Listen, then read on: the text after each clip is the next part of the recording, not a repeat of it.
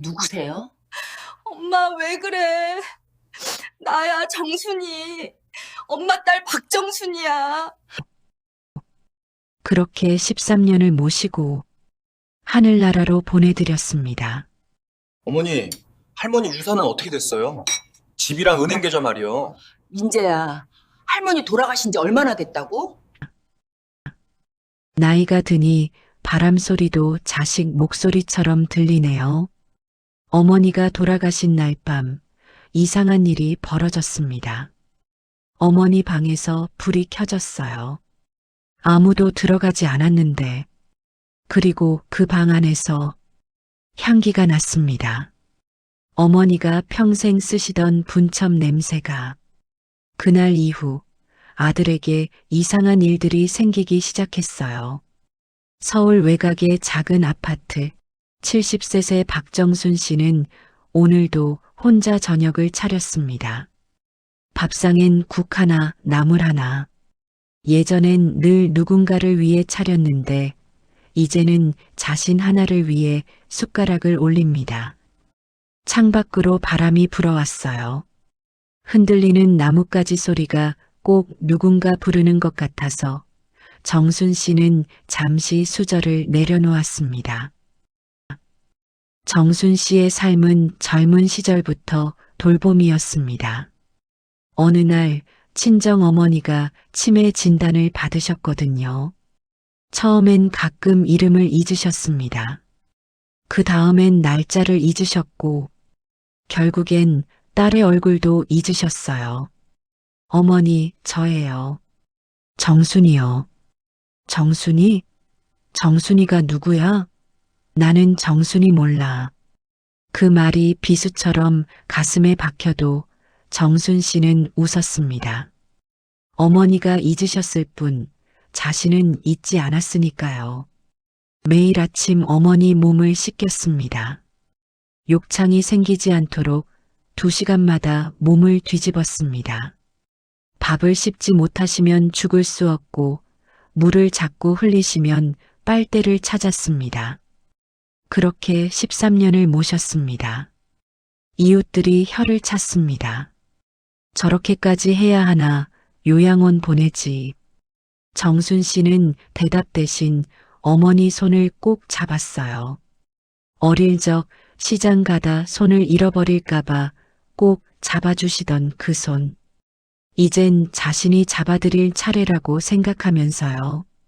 어머니는 작년 봄 조용히 눈을 감으셨습니다.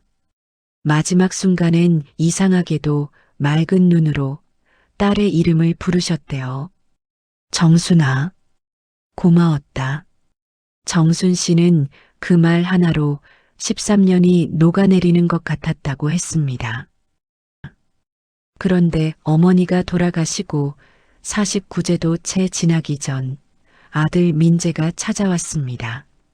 전화도 없이 명절도 아닌 날에 어머니, 외할머니 재산 정리는 어떻게 됐어요?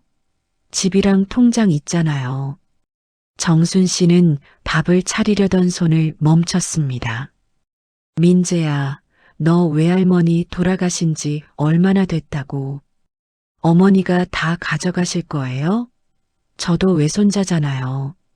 13년 간병한 거 다 어머니 공이라는 건 알겠는데 법적으론 제 권리도 있어요. 법적 권리. 13년 동안 새벽마다 어머니를 깨우며 손이 트도록 빨래를 하고 끼니를 챙기던 딸에게 아들은 법적 권리를 말했습니다. 정순 씨의 눈에서 눈물이 났습니다. 슬퍼서가 아니었어요. 너무 허탈해서였습니다. 민재야, 너 어릴 때 할머니가 얼마나 예뻐했는지 기억 안 나니?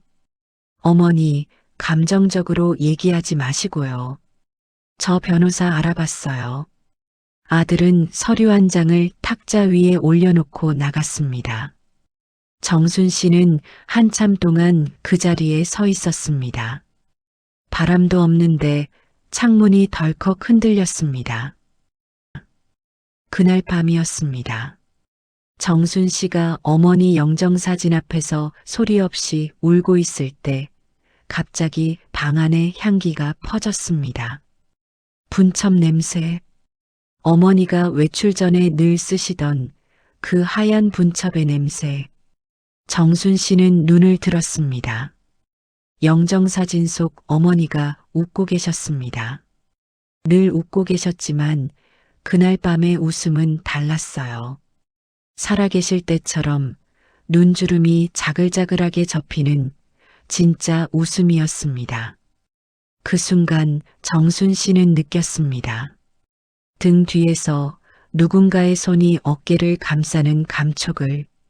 아무도 없었지만 따뜻했습니다. 너무나도 따뜻해서 온몸의 힘이 스르르 풀렸습니다.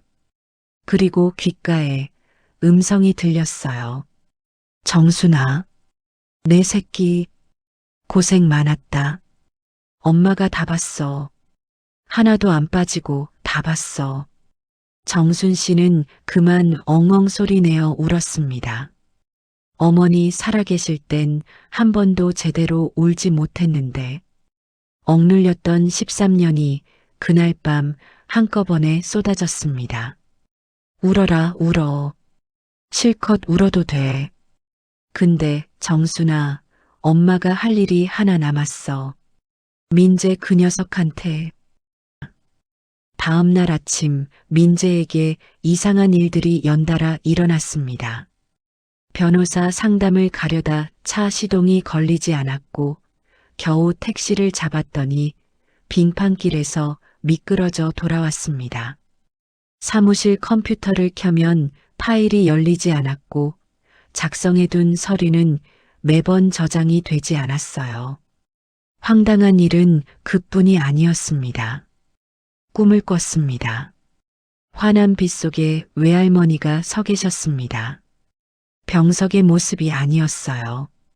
젊은 시절처럼 단정하게 머리를 올리시고 흰 저고리에 곱게 다린 치마를 입으신 단아하고 위험 있는 모습이었습니다. 눈빛은 깊고 고요했고 어린 민재가 잘못을 저질렀을 때 말없이 바라보시던 그 눈빛이었습니다. 그 눈빛 하나에 민재는 심장이 쿵 내려앉았습니다. 민재야, 할머니다. 앉아라. 할머니? 내가 어렸을 때 할머니가 손잡고 학교 데려다 줬던 거 기억하니? 아플 때 밤새 머리맡에 앉아있던 거도 그 할머니가 아프셨을 때 내 어머니가 어떻게 했는지 넌 보지 못했니? 민재야, 사람이 사람한테 해줄 수 있는 가장 큰 일이 뭔지 아니? 곁에 있어주는 거야. 서류 한 장이 그걸 이길 수는 없다. 알겠니? 꿈에서 깬 민재는 한동안 천장을 바라보았습니다. 할머니의 눈빛이 사라지질 않았습니다. 그 고요하고 단단한 눈빛이, 그리고 이상하게도 어머니 손이 자꾸 떠올랐습니다. 트고 굳어진 손, 한 번도 제대로 쳐다본 적 없었던 그 손이. 그날 오후 민재가 다시 정순 씨를 찾아왔습니다. 이번엔 서류 없이. 어머니, 외할머니 마지막에 많이 힘드셨어요? 정순 씨는 말없이 아들을 바라봤습니다. 저 잘못했어요. 제가 너무 몰랐어요. 그 말을 듣는 순간 정순 씨의 눈앞에 잠시, 아주 잠깐 어머니의 얼굴이 스쳐 지나갔습니다. 눈주름이 자글자글하게 접히는 그 진짜 웃음과 함께. 효도는 보험이 아닙니다. 훗날 보상을 받기 위해 부모에게 잘하는 사람은 없습니다. 그저 그 사람이 사랑스러워서, 그 사람 곁에 있고 싶어서, 그 사람이 아프면 내가 더 아파서. 그게 효도의 본래 얼굴입니다. 그리고 하늘은 그 마음을 오래오래 기억합니다. 오늘 이 사연을 들으시는 분들 중에 혹시 박정순 씨처럼 살아오신 분이 계신가요? 묵묵히 감당하고 조용히 상처받고 아무도 알아주지 않는다고 느끼신 분, 알아드리고 싶었습니다. 하늘에 먼저 가신 부모님들은 다 보고 계십니다. 단 하루도, 단 한순간도 잊지 않고 지켜보고 계십니다. 그리고 때가 되면 반드시 내 편이 되어 내려오십니다.